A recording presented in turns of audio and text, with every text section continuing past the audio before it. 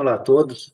Estou aqui para apresentar os principais resultados do projeto financiado pela FAPEMIG, projeto aprovado no edital 1 de 2021, Demanda Universal, e o projeto teve como título Custo da erosão hídrica em áreas com diferentes graus de compactação de solo em sistema de produção de grãos.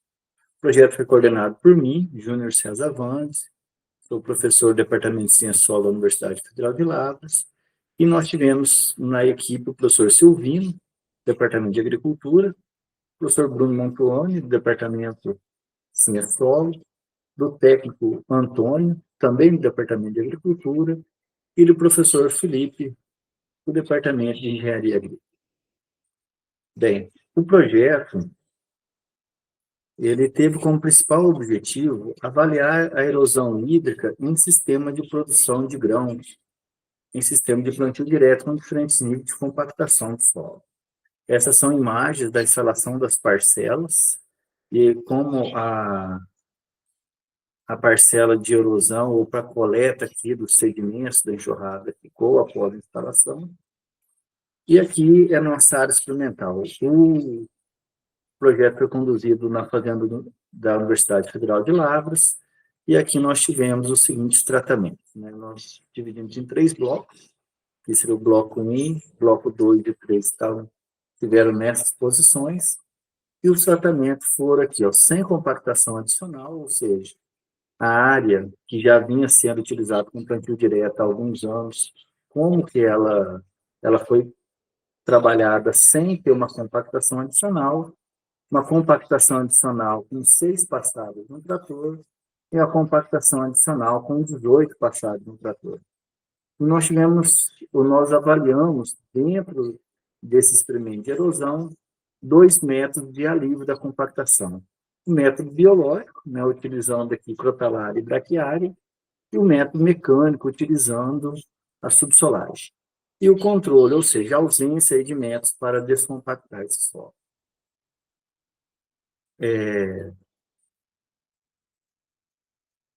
Dentro da condução do experimento, a primeira safra que nós conduzimos foi a safra feijão 23-24. As barras em azul são perda de água em milímetro dentro da safra, e as barras marrom, perda de solo aqui em megagrama hectare safra ou tonelada por hectare safra. Bom, nessa primeira safra não houve diferença estatística, nem em relação à perda de água, nem em relação à perda de solo, possivelmente devido à grande variabilidade dos dados dentro dessa área. Podemos perceber que com o método biológico nós tivemos pequenos valores de perda de solo e água, entretanto, não foi significativamente diferente das demais condições.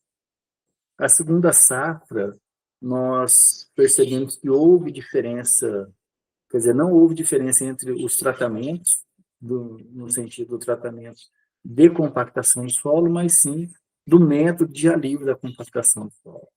Percebemos, então, que o método biológico, na segunda safra de condução, que foi a safra de soja 2024-25, o biológico teve as menores perdas de água e menores perdas de solo, sendo estatisticamente igual ao método de controle.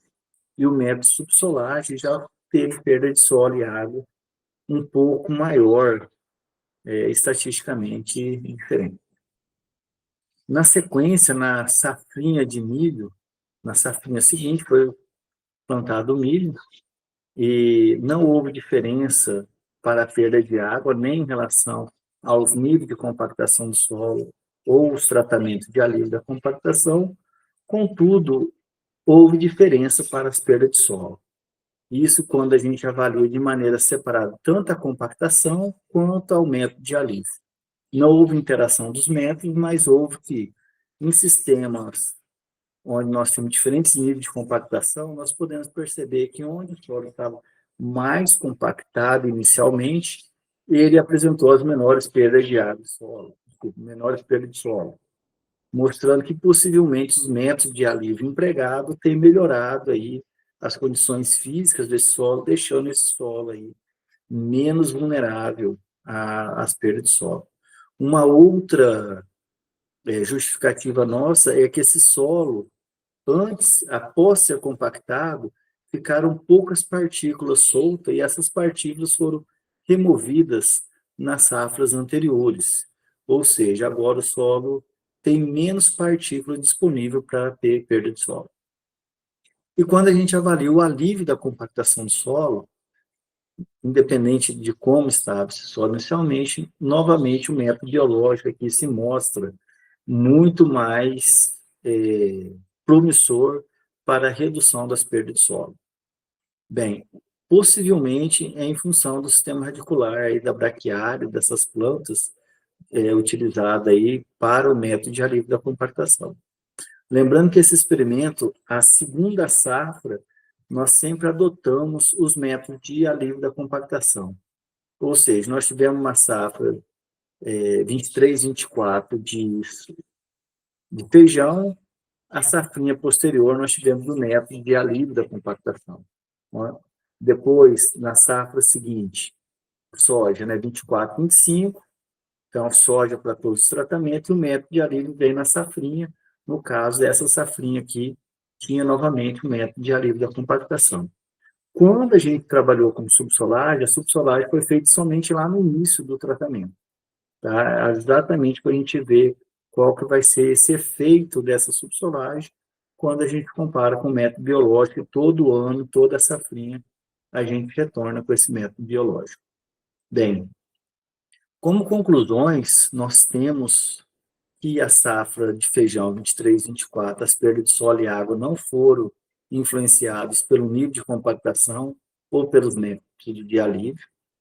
Na safra da soja 24, 25, o método de alívio da compactação já influenciou significativamente no processo erosivo, destacando aí o processo biológico sendo mais eficiente na redução das perdas de solo e água. Na safra do milho, né, a safrinha seguinte, aí, onde houve os métodos, as estratégias biológicas de alívio da compactação, nós podemos perceber que não houve diferença estatística nas perdas de água, mas as perdas de solo foram diferentes, aí, dependendo se a gente avalia os níveis de compactação ou os métodos de alívio. Bem, ao longo dessas 3 safras de monitoramento, nós podemos perceber que as estratégias baseadas em métodos, em processos biológicos, demonstraram efeito cumulativo e tende a ser mais persistente ao longo do tempo, mostrando aí uma boa estratégia para o manejo da conservação do solo, principalmente nas reduções de perda de solo e água. Bem, gostaria de agradecer à FAPEMIG pelo financiamento desse projeto, sem o qual não seria possível a gente iniciar esse projeto, mas também gostaria de agradecer outras agências de fomento, a CAPES, pelo financiamento das bolsas dos alunos de pós-graduação, CNPq e Fundação AgriSUS, que também tiveram o aporte aí nesse projeto, principalmente na condução da safra, né, e projetos aprovados por outros pesquisadores membros aqui do projeto, e gostaria de agradecer também o Departamento de Ciência Solo, o Programa de Ciência Solo aqui da Universidade Federal de Lavras, por todo o apoio, toda a infraestrutura disponibilizada. Muito obrigado a todos.